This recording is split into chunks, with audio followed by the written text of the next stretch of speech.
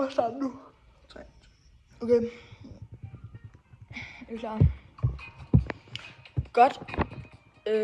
Det er så min booktalk, og jeg vil snakke om bogen En mand, der hedder Ove, som er skrevet af Fredrik Backman.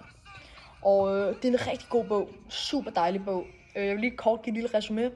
Den handler om manden Ove, som er 59 år, som er lidt af en gnaven mand, vil jeg sige. En gnaven mand og en sur mand. Han har mistet sin kone, Sonja, og er meget, meget sur på omverdenen og dens problemer. Og nogle af temaerne i bogen, det handler meget om, jeg vil sige, kærlighed, næstekærlighed og kærlighedens kraft.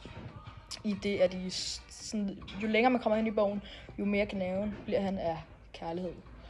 Og god til en meget lærerig bog, for den handler også meget om, at man skal leve livet i nuet, efter min mening. Det er en super god bog. Jeg synes virkelig, I skal læse den, fordi at for det første, hvis man kan godt lide sådan noget rigtig tørt humor. Svenskerne har jo også lidt det der danske ironi, god humor. Så hvis I godt kan lide sådan noget humor, så synes jeg virkelig, man skulle læse En mand, der hedder Ove. Det er en god grinebøder hele vejen igennem, og en også utrolig rørende bog. En mand, der hedder Ove, læs den. Røvgod.